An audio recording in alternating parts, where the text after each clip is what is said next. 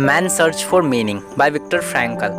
1940s में Holocaust के समय विक्टर फ्रैंकल ने कई साल कंसंट्रेशन कैंप में एक कैदी की तरह काटे और उनके माँ बाप, भाई और पत्नी को जान से मार दिया गया था।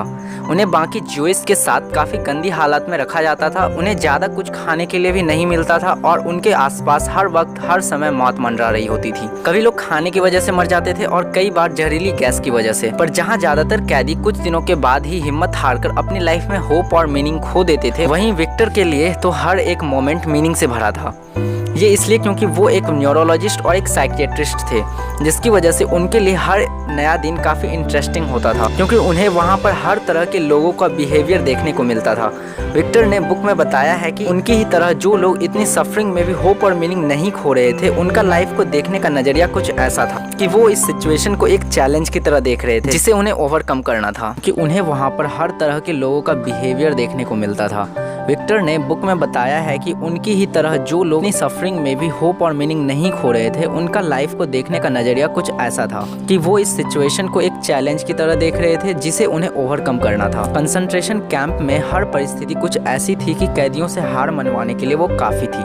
हर इंसान से उनके सारे सपने, सारी हिम्मत छीन लिए जाते थे और जो चीज़ उनके पास बचती थी वो है हर इंसान की ये चूज़ करने की एबिलिटी कि वो इस सिचुएशन पर कैसे रिएक्ट करता है। इस फ्रीडम की बात ancient philosopher, even modern existential philosopher ने भी करी है और एग्जिस्टेंशियलिज्म का सेंट्रल थीम भी यही बोलता है, जीने का मतलब है सफ़र करना और सफरिंग में डटे रहने का मतलब है अपनी सफरिंग में मीनिंग ढूंढना। अगर लाइफ में कोई पर्पस है तो हमारे मरने और सफ़र करने में भी कोई ना कोई पर्पस ज़रूर होगा, पर कोई भी एक इंसान दूसरे इंसान को ये नहीं बता सकता कि ये पर्पस क्या है, क्योंकि हर इंसान की लाइफ का पर्पस अलग होता है। उसका काम है उस पर्पस को ढूंढना और उससे जुड़ी रिस्पॉन्सिबिलिटी को उठाना। इस बुक में ये बताया गया है कि ये मैटर नहीं करता कि हम लाइफ से क्या एक्सपेक्ट करते हैं, बल्कि असली क्वेश्चन तो ये है कि लाइफ हमारे से क्या एक्सपेक्ट करती है। अपने आप से लाइफ का मीनिंग पूछने के बजाय अपने सिचुएशन को ऐसे देखो कि लाइफ हर मिनट हर घंटे आपसे पूछ रही है कि आप इस दुनिया में क्या कंट्रीब्यूट देना चाहते हैं। फ्रैंकल के हिसाब से जीने का असली मतलब है ज़िंदगी की प्रॉब्लम के सही सवालों के जवाब को ढूंढने की रिस्पॉन्सिबिलिटी लेना और इन जवाबों को ढूंढने के रास्ते में रखी गई रुकावटों को पार करना, यानी कि अपनी लाइफ में लोड उठाना या फिर किसी चीज़ के लिए रिस्पॉन्सिबल बनना बहुत ज़रूरी है।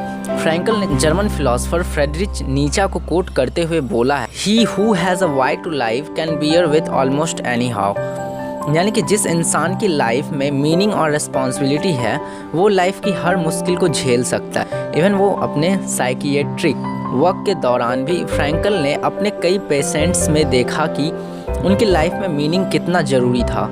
उन्होंने ऑब्जर्व करा कि जिन पेशेंट के पास कोई मीनिंग नहीं था उन्हें आसानी से चीज़ों की लत लग जाती थी, उन्हें गुस्से की प्रॉब्लम थी और उनमें डिप्रेशन भी ज़्यादा था। इसके साथ ही फ्रैंकल ने यह भी बताया है कि मीनिंग एक आरामदायक लाइफ, सक्सेस और पैसे से रिलेटेड नहीं है, क्योंकि जब हमारी लाइफ थोड़ी आसान हो जाती है और हम कंटिन्यूसली ज़िंदा रहने के लिए लड़ नहीं रहे होते, तब हमारे दिमाग में एक क्वेश्चन आता है कि हम जिंदा रहें किस लिए। आज के समय पर ज़्यादातर लोगों की यही कहानी है कि उनके पास जिंदा रहने के लिए साधन तो हैं, पर कोई रीज़न नहीं है जिनके लिए वो जिंदा रहे।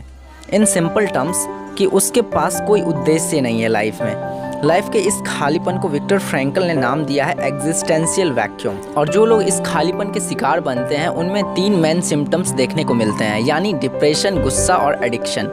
लोगों की इस ऑब्जर्वेशन पर फ्रैंकल ने एक नई तरह की थेरेपी को जन्म दिया, जिसे उन्होंने नाम दिया है लोगोथेरेपी, जिसका लिटरल मतलब है मीनिंग थेरेपी।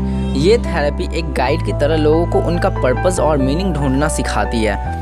फ्रैंकल के मुताबिक हम अपने लाइफ में अलग अलग तरीके से मीनिंग को ढूंढ सकते हैं। पहला तरीका है कुछ काम करना या फिर एक गोल को परस्यू करना, क्योंकि जिस इंसान की लाइफ में एक वैल्यूड गोल नहीं होता वो अपनी पूरी लाइफ को एमलेसली भटकते हुए वेस्ट कर देता है। हर इंसान के अंदर इस दुनिया में कुछ न कुछ यूनिक चीज़ कंट्रीब्यूट करने की क्षमता होती है, जो कि सिर्फ तभी बाहर आती है जब वो एक टारगेट सेट करता है और किसी ऐसी अनोखी चीज़ को जन्म देता है जो कि सिर्फ उसके यूनिक एक्सपीरियंसेस, नॉलेज और अंडरस्टैंडिंग से बनी होती है।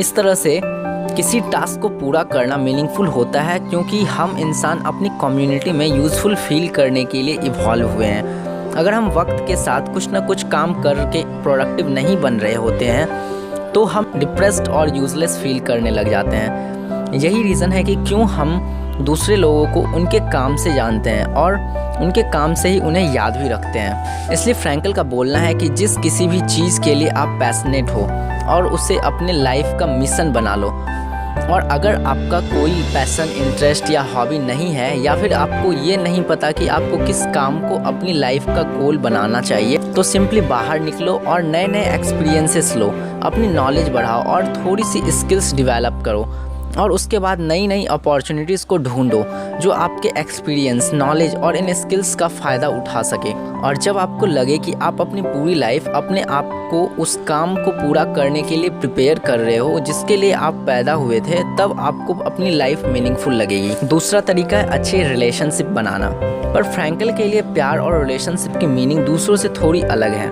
उनके हिसाब से प्यार का मतलब सिर्फ प्यार करने वाली फीलिंग्स ही नहीं होती, बल्कि असली प्यार है दूसरों की पोटेंशियल को रिकॉग्नाइज करना और उन्हें उनके हाईएस्ट पोटेंशियल तक पहुंचाने में मदद करना। जैसे अपने बच्चों के लिए अपॉर्चुनिटीज़ बनाना, अपने छोटे भाई बहन को लाइफ के बारे में समझाना, अपने दोस्तों को बुरे समय में सपोर्ट करना, या फिर अपनी टीम में अपने से जूनियर मेंबर्स को मेंटर करना ताकि वो इस दुनिया में अच्छे से जीने के लिए हिम्मत जुटा पाए।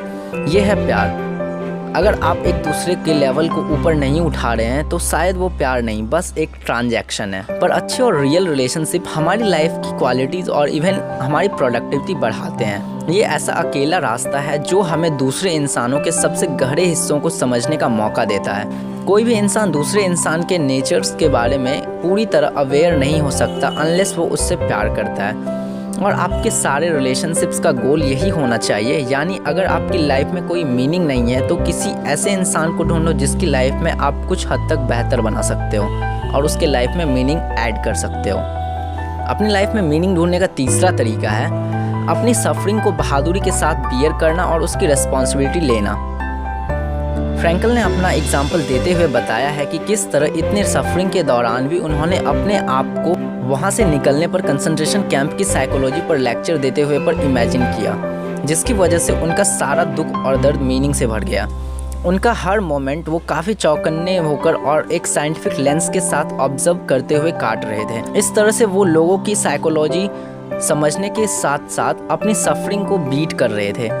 इसी वजह से उन्होंने हमें काफ़ी वाइज एडवाइस देते हुए बोला है कि जब भी आप किसी मुश्किल में फंसे हो या बुरा फील कर रहे हो, तब उस मुश्किल का एक यूज़ ढूंढो और अपने आप से पूछो कि मैं किस तरह से अपनी सफरिंग को वैल्यूएबल बना सकता हूँ। इवन ऑलमोस्ट हर स्टोरी या हर मूवी में भी सफरिंग को एक ट्रांसफॉर्मेशनल सिंबल्स की तरह दिखाया जाता है, यानी स्टोरी के एक पॉइंट पर कैरेक्टर थोड़ा सफ़र करता है और रास्ते में आने वाली रुकावटों को पार करता है, जिससे हमें पता चलता है कि उस कैरेक्टर की डेप्थ क्या है और वो किन वैल्यूज़ को फॉलो करता है।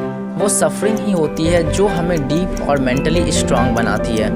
फ्रैंकल ने तो ये भी बोला है कि हम अपनी डिसअपॉइंटमेंट या प्रॉब्लम्स के दर्द को कभी भी अवॉइड नहीं कर सकते, लेकिन सफरिंग एक चॉइस है जो इस चीज़ पर डिपेंडेंट है कि आप अपनी एग्जिस्टेंस और पेन को अपने से ज़्यादा खुदकिस्मत इंसान से कंपेयर करके अपनी किस्मत को कोसते हो, या फिर आप उन लोगों की लाइफ को देखते हो जिसके एक्सपीरियंसेस आपसे बेकार हैं और खुद की लाइफ के लिए खुदकिस्मत फील करते हो। दुनिया के हर कोने में रहने वाला इंसान किस्मत की इस दुविधा को फेस करता है, तो चाहे वो कंसंट्रेशन कैंप्स हो या आपकी नॉर्मल लाइफ, सफरिंग में भी मीनिंग ढूंढा जा सकता है। बस शर्त ये है कि आप गिव अप या कंप्लेन करने के बजाय अपने अंदर के उस उजाले को ढूंढो जो इस अंधेरे को हरा सकता है।